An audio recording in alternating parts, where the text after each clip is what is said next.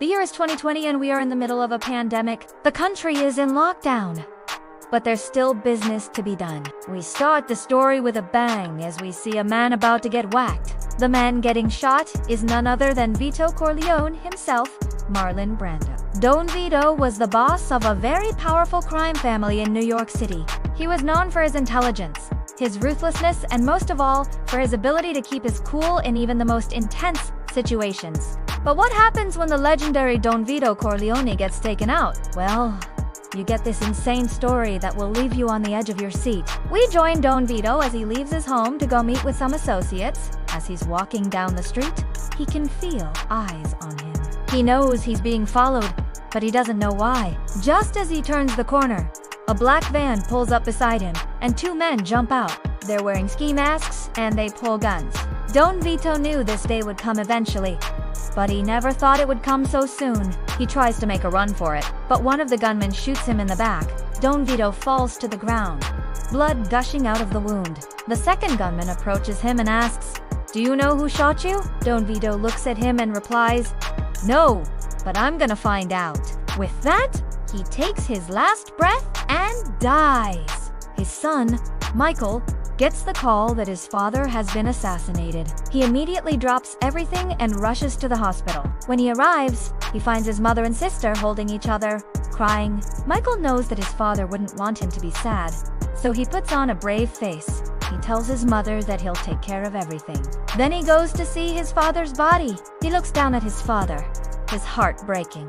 He loved his father more than anything in the world. He vows to avenge his father's death.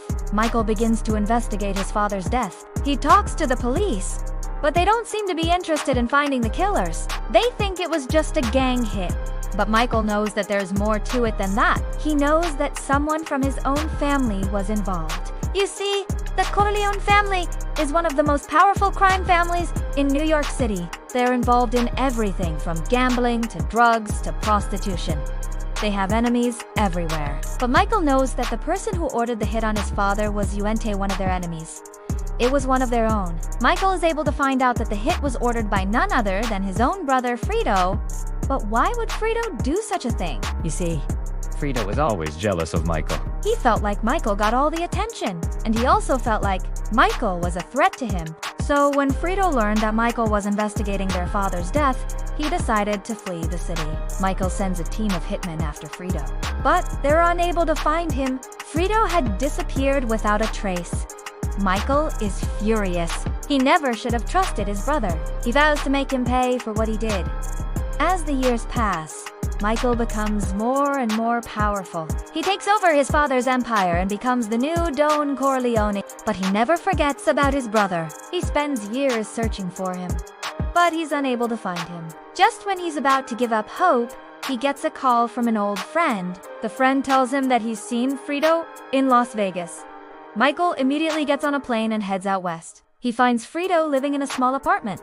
He's alone and he's scared. Michael knows that his brother is afraid of him, and he uses that to his advantage. He tells Frito that he wants to make a deal with him. He says that he can let him live if he gives him information about the people who killed their father. Frito hesitates, but he eventually agrees. He tells Michael that it was Don Barzini who ordered the hit on his father. Michael is furious. Don Barzini was one of his father's rivals. He never thought that he was capable of such a thing, but now he has the proof he needs to get revenge. Michael returns to New York and begins planning his attack. He knows that he has to be careful. If he makes a move against Don Barzini, then the other families will retaliate. He needs to be smart and strategic. He decides to start by sending messages to the families, warning them not to interfere. Then he begins to tighten his grip on the city. He eliminates anyone who opposes him and anyone who he feels could be a threat. As the other families prepare for war, Michael makes a move against Don Barzini. He sends a team of hitmen to his house. They kick down the door and shoot the Don. He falls to the ground, blood gushing out of the wound. One of the hitmen approaches him and asks, "Do you know who shot you?" The dying Don looks at him and replies, "No, but I'm gonna find out." With that, he takes his last breath and dies. Michael has avenged his father's death, but the war is far from over. The other families are furious and they begin to strike back. Michael is prepared for this. Though he has his own hitmen waiting in the wings, they strike back hard and fast, eliminating the competition. As the fighting continues, Michael becomes more and more powerful. He eliminates the heads of the other families and takes control of their territories. Soon, he's the most powerful mob boss in New York City. But as he surveys his empire, he knows that he's made powerful enemies. The other families may be weakened, but they will eventually recover. And they will be out for revenge. Michael knows that he has to be at his best if he wants to survive. He also knows that he can't do it alone. He needs allies. And those allies come from the most unlikely of places. Michael reaches out to the families he's just destroyed and offers them a truce. He tells them that if they help him, then he'll help them. And they agree. Together, the families begin to rebuild. They work together to eliminate the threats to their empire. And as they do, Michael realizes that he's made a mistake. He shouldn't have allied himself with the enemy. But it's too late now. The other bosses are just as ruthless as he is. They've eliminated many of his men and taken control of much of his territory.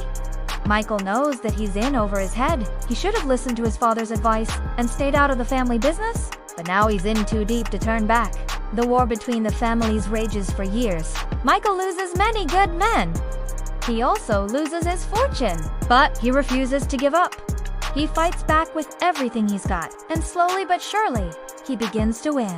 The other bosses are eliminated one by one, and Michael emerges victorious. Once again, he's the most powerful mob boss in New York City.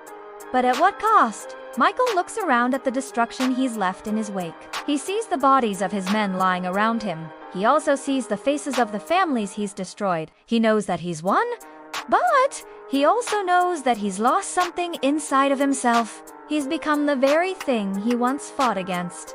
Michael is horrified at what he's become. He knows that he needs to change. He needs to find a way to atone for his sins, but he doesn't know how. As the credits roll, we're left to wonder if Michael will ever find redemption, or is he doomed to a life of violence and bloodshed? Well, that's the end of our story. If you liked it, please leave a like and subscribe for more great content. And if you have any suggestions for future stories, please comment them below. We look forward to seeing you next time.